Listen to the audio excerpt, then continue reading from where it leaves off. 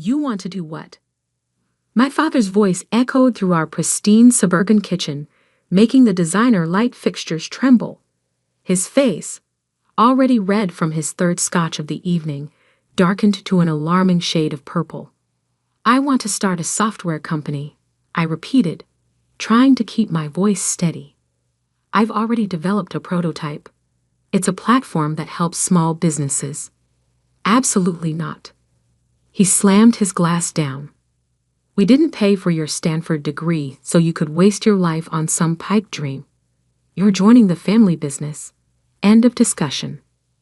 I looked at my mother, hoping for support. She sat perfectly still at our marble island, maintaining her usual careful distance from conflict. The diamond tennis bracelet I'd given her for Christmas, bought with my savings from secret freelance coding jobs, glinted on her wrist. Mom, I tried. You've seen how many small businesses are struggling with digital transformation. My platform could really help. Daniel. She sighed, examining her manicure. Your father's right. This tech obsession of yours, it's not practical. Norton Industries needs you. The company's been in the family for 3 generations. What they really meant was that Norton Industries, our family's industrial supply business, was failing. They needed my programming skills to modernize their outdated systems, to help them compete in a rapidly digitizing market. But I had bigger dreams. I'm not asking for money. I said, I have savings. I just need some time, Toe. Time. My father barked out a laugh.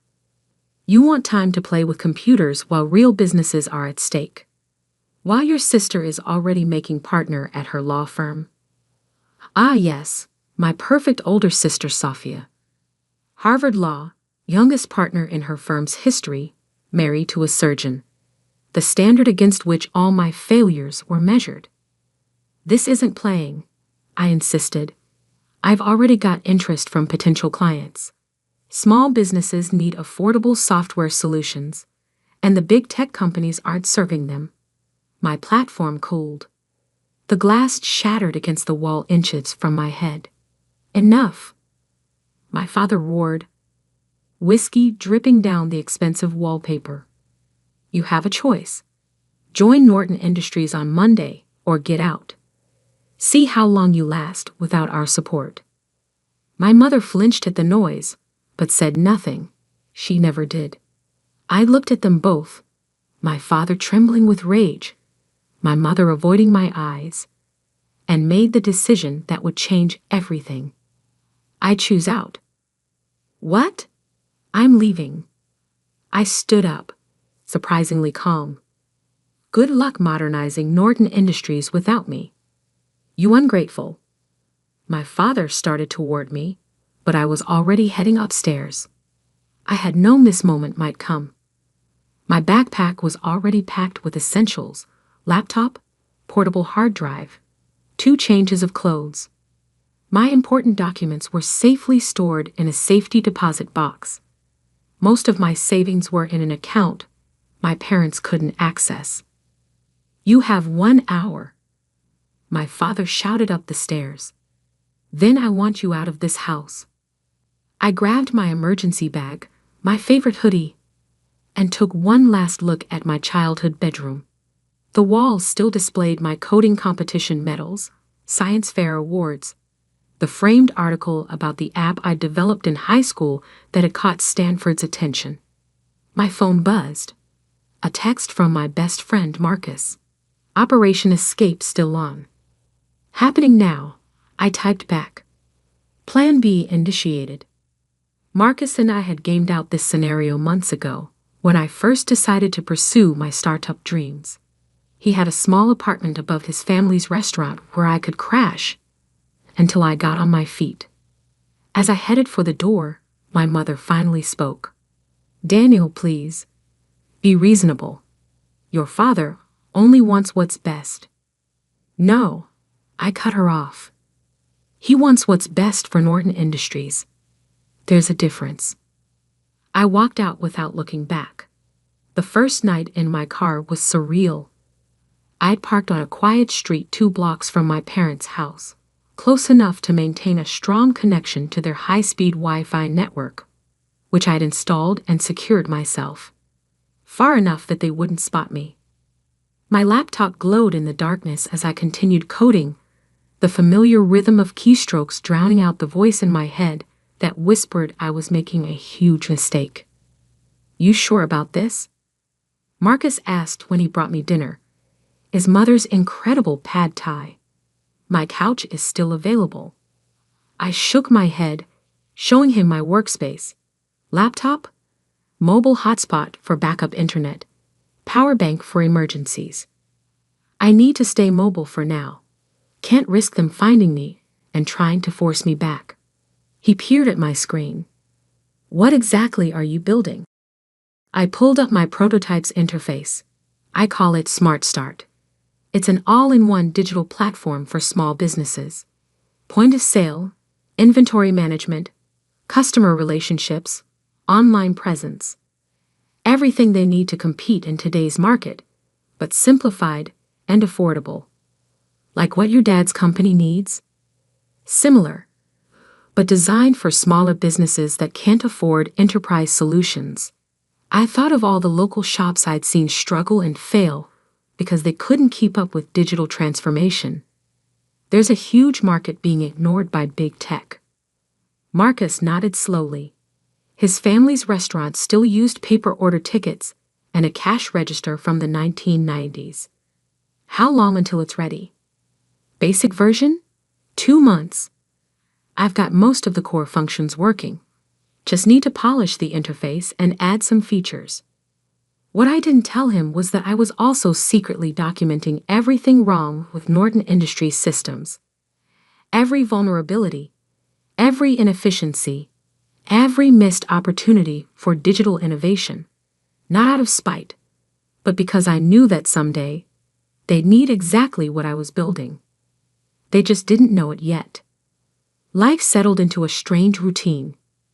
During the day, I'd work from various coffee shops, buying the minimum necessary to justify using their space and Wi-Fi. At night, I'd park near my parents' house, using their high-speed connection to upload code and run complex tests. I lived on protein bars, coffee, and Marcus's family's leftovers. Showered at a cheap gym membership. Learned which parking lots were safe to sleep in and which to avoid. It wasn't comfortable, but it was productive. Without distractions, without my father's constant criticism, or my mother's passive disappointment, I could focus entirely on building Smart Start. 1 week in, my sister Safia tried to intervene. "This is ridiculous, Daniel," she said when she tracked me down at my usual coffee shop.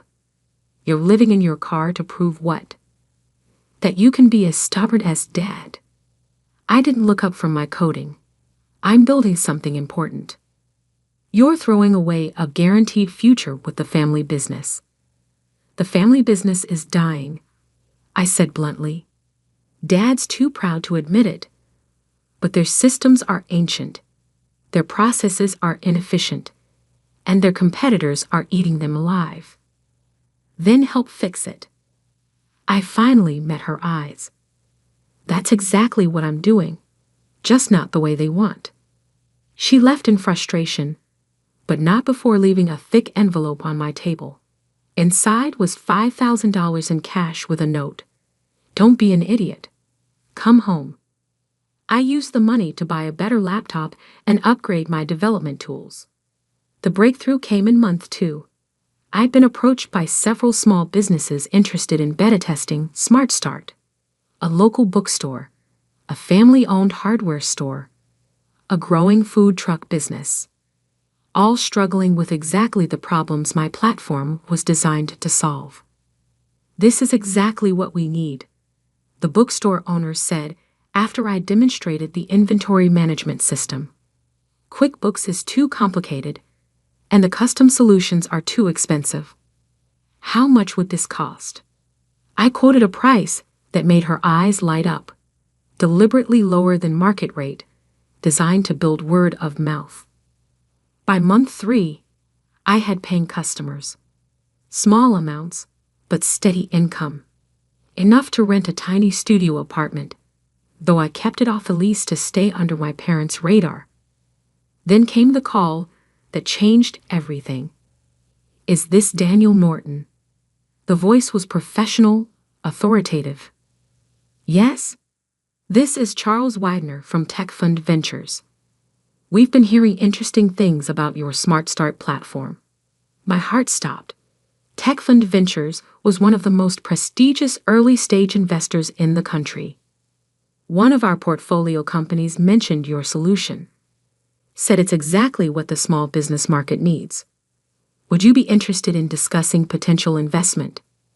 I gripped my phone tighter, thinking of all the nights coding in my car, all the meals skipped to buy server time, all the doubts and fears pushed aside to pursue this dream. "Yes," I said. "I would definitely be interested."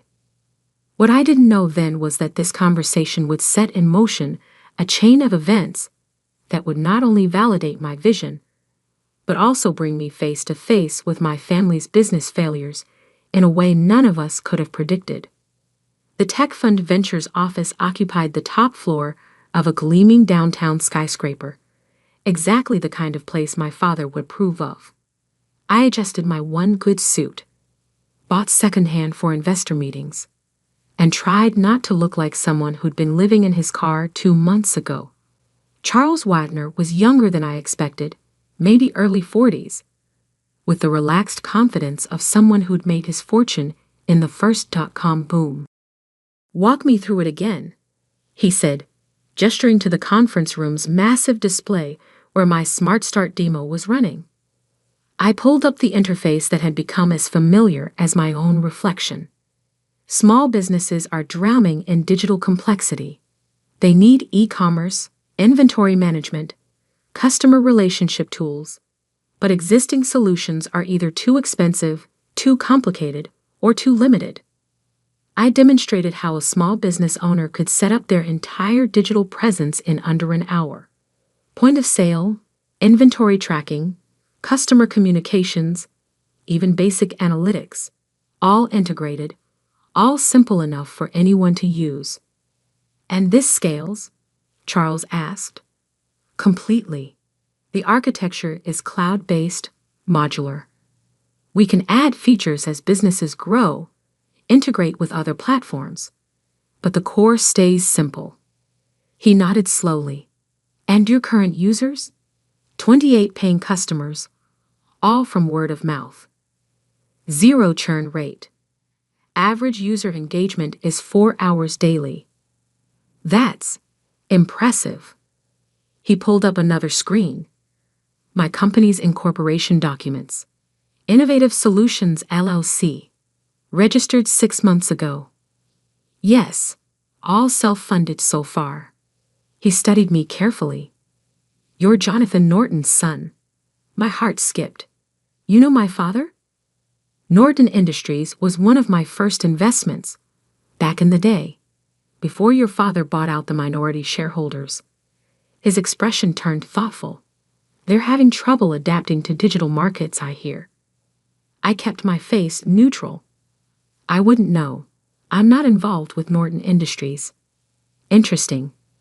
He tapped his tablet, and a new document appeared on the screen. "We'd like to offer you seed funding.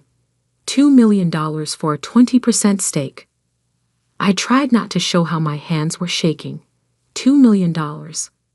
More money than I'd ever imagined having access to. "There's one condition," Charles continued. "We want you to expand your focus. Small businesses are good, but mid-sized enterprises need these solutions too. Companies like, say, Norton Industries." And there it was. The trap I'd been both expecting and dreading. "You want me to target my family's business." He smiled slightly. "I want you to target a market segment that desperately needs modernization. The fact that your father's company might benefit is incidental." I thought about all the nights I'd spent parked outside my parents' house, using their Wi-Fi to build something they dismissed. About my father's rage and my mother's silence. About the small businesses already thriving with Smart Start. I'll need full control of the company's direction, I said. No interference with the core mission. Of course. He slid a folder across the table. Have your lawyers review it. But Daniel, don't wait too long. This market won't stay open forever. I signed the deal 3 days later, after my sister Sophia, still a better lawyer than she knew, reviewed every clause. You're really doing this, she said, handing back the marked-up documents. Going directly against Dad's business. I'm building something that could save his business, I corrected, if he's willing to see it. She shook her head. You know he won't. Not coming from you. She was right, of course, but I had a plan for that too. The next 6 months were a blur of scaling up. I rented real office space, a converted warehouse that would have given my mother a heart attack. Hired developers, designers, sales staff. Marcus came on as head of customer success, his experience with small business owners proving invaluable. Smart Start grew faster than even Charles had predicted. Word spread through business communities about the platform that actually delivered on its promises. Our user base exploded from dozens to hundreds, then thousands. Then came the article that changed everything. Digital David versus Goliath. How Smart Start is disrupting enterprise software.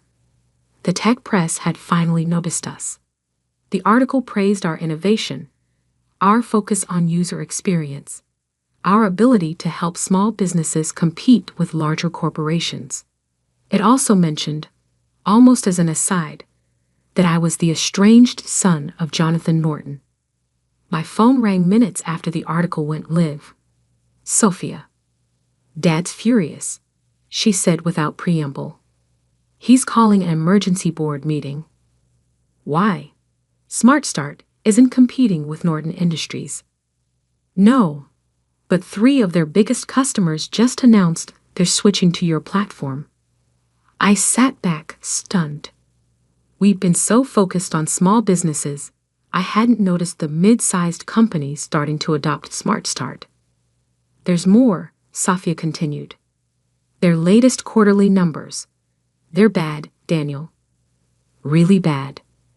The board is talking about forcing Dad out if he doesn't modernize their systems. I pulled up Norton Industries' public financial reports.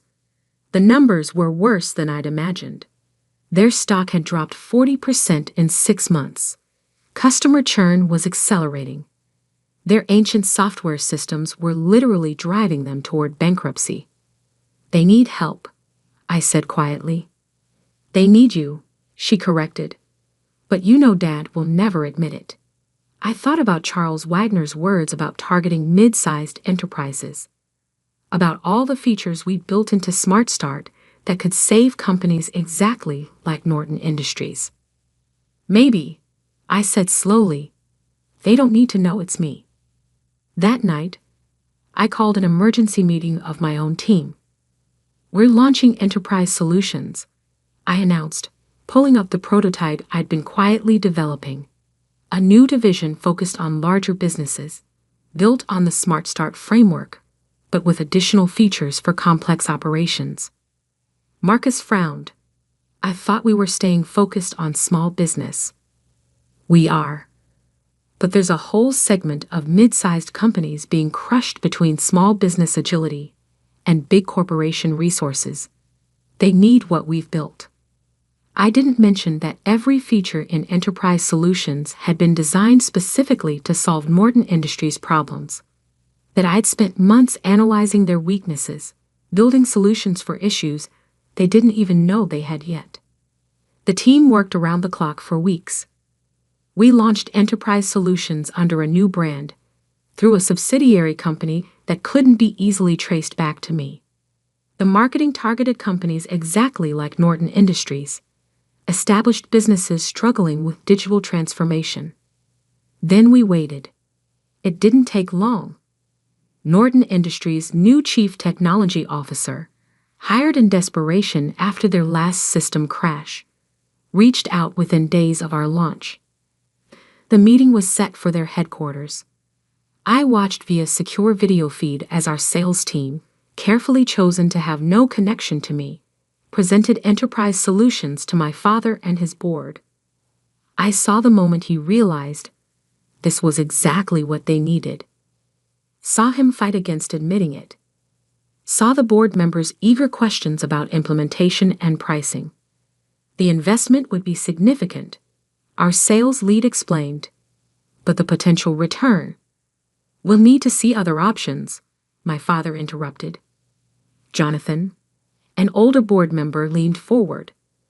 We've seen 12 presentations in 2 months. This is the only solution that actually addresses our specific needs. And their track record. Impressive results with similar companies. Another board member chimed in. My cousin's manufacturing business switched to their system last quarter. Saw immediate improvements. I watched my father's face as he realized he was losing this fight. The board wanted change. Their customers demanded it. Enterprise Solutions was their best chance at survival. Fine, he growled. Start the procurement process. I closed the video feed, feeling strangely hollow. I'd done it. Created exactly what Norton Industries needed. Proved my vision was right. So why didn't it feel like victory? The answer came 3 days later when Sophia called again. Dad's drinking, she said without preamble. Really drinking. Mom's talking about separation. My stomach clenched. Because of Enterprise Solutions? Because he knows he failed. The company's falling apart, and he had to go begging to outsiders for help. She paused. He keeps saying he should have listened to you. I stared out my office window at the city skyline, thinking of all the choices that had led us here. My father's stubbornness. My own pride, the walls of silence we'd built between us. What if? I said slowly. There was a way to save both the company and his pride. How? I have an idea, but I'll need your help. The Norton Industries board meeting was scheduled for 9 a.m. on a Thursday. I sat in my car outside their headquarters, the same spot where I'd once parked to use their Wi-Fi. Watching familiar faces file into the building. My father arrived last, looking older than I remembered. His normally immaculate suit was slightly rumpled, his walk less confident than the stride I'd grown up admiring. Everything ready? I asked into my phone. All set, Sophia confirmed. The board members are prepped. Charles Wagner just arrived. And Mom. In position, though she's still not sure about this. I adjusted my tie, designer now, but still not the brand my father would choose. It has to be today. The Enterprise Solutions contract needs board approval by end of week. Good luck, Sophia said softly. Try not to enjoy this too much. I smiled despite my nerves. She knew me too well. The security guard did a double take as I walked in. Last time I'd been here, I'd been escorted out after another fight about joining the family business. Now I was back on my own terms. The boardroom fell silent as I entered. My father's face went from surprised to angry to confused in rapid succession. Charles Wagner, sitting near the head of the table, merely nodded as if he'd been expecting me. What are you doing here? My father demanded. I'm here to discuss the Enterprise Solutions contract, I said calmly, placing my laptop on the table. This is a closed board meeting. Security. Actually, Charles interrupted smoothly. Mr. Norton is here at my request. As the majority investor in Enterprise Solutions, I believe his input is crucial to this discussion. My father's face went pale. You? What? I connected my laptop to the display screen, pulling up a familiar interface. but not enterprise solutions. Instead, I showed them the original Smart Start dashboard, complete with my earliest notes and sketches.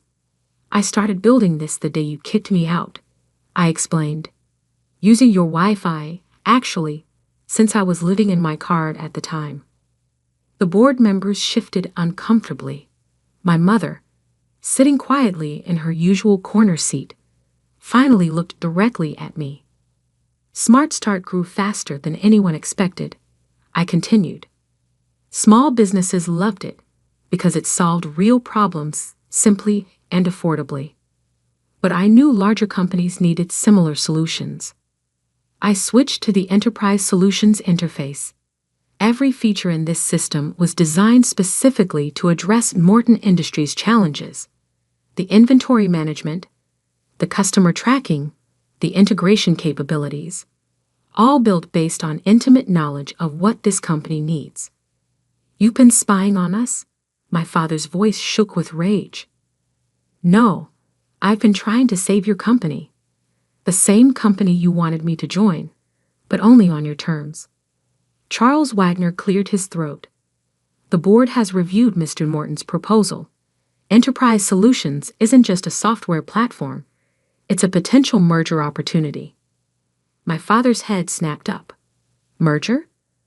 I pulled up new slides, the detailed merger proposal I'd spent weeks preparing. Smart Start Technology would acquire a controlling interest in Norton Industries, I explained. But the Norton name stays. The legacy business continues, enhanced by modern technology. And the current CEO transitions to Chairman Emeritus, focusing on strategic partnerships rather than day-to-day operations. The room was absolutely silent. You want to buy my company? My father whispered. I want to save it, I corrected. Transform it into something that honors its history while embracing the future. But it has to happen now, before the market completely passes you by. My mother spoke for the first time. Jonathan, listen to him. He turned to her, startled. In 30 years of board meetings, she'd never spoken up. I've seen what Daniel built, she continued. What he sacrificed to build it. This isn't about winning or losing. It's about family. Family?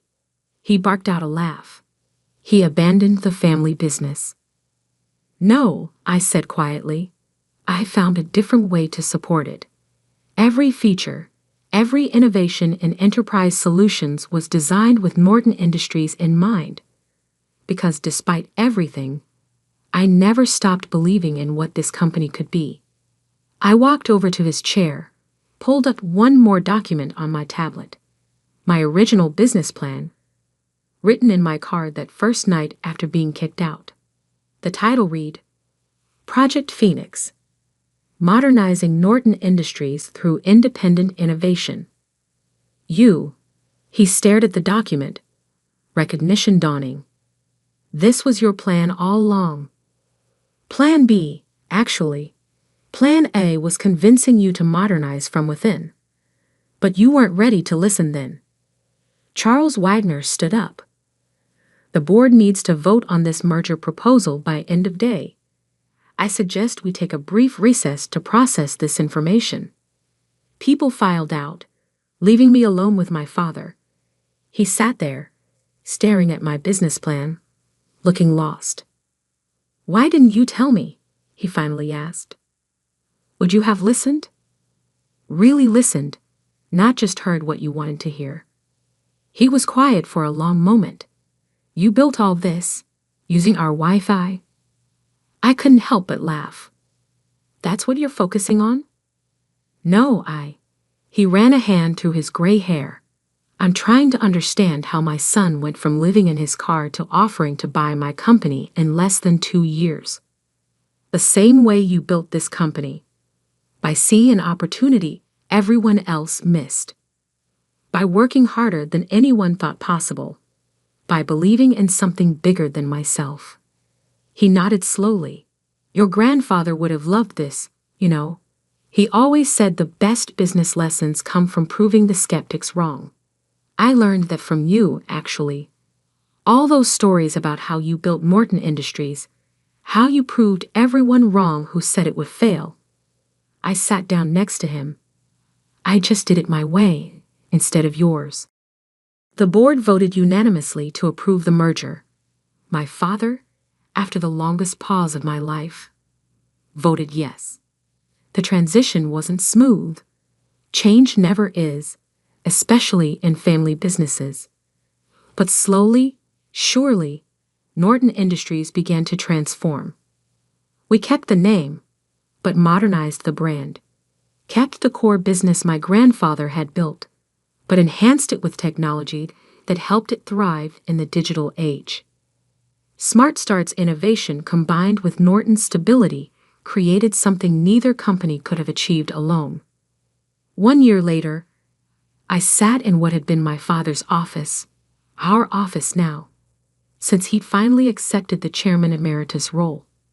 We were reviewing quarterly numbers, which had exceeded all projections. "You were right," he said suddenly. I looked up. About what? About everything. The technology, the market changes, the need to adapt. He met my eyes. I was too proud to see it, too scared of losing control. "And now," he gestured at the tablet, showing our latest results. "Now I'm proud of what you built, what we're building together." My phone buzzed. A message from Marcus about a potential new acquisition target. Another struggling family business that needed exactly what we created. "Speaking of building," I said, pulling up the proposal, "what do you think about expanding our enterprise division?" He smiled, the real smile I remembered from childhood, before stress and fear had hardened him. "Tell me more." Later that night, I drove past our old house. The Wi-Fi signal was still strong. I'd upgraded their system last month, though they didn't know it. I thought about that first night in my car, coding by the glow of my laptop, running on determination and spite and dreams of proving everyone wrong. But success, I'd learned, wasn't about proving others wrong. It was about proving yourself right. About building something so undeniable that even the strongest skeptics have to acknowledge its value. My phone buzzed again, a family dinner reminder from my mother.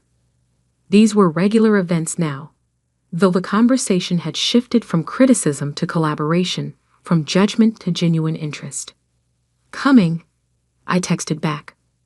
Then, because I couldn't resist, using the Wi-Fi to send this. Her response came quickly. "Very funny. Your father says bring the new acquisition proposal. And yes, he's actually smiling about it." I smiled too, thinking of how far we come. From rejection to reunion, from competition to collaboration, from using their Wi-Fi in secret to helping them embrace the digital future. Sometimes the best revenge isn't proving someone wrong. It's helping them become right in a whole new way.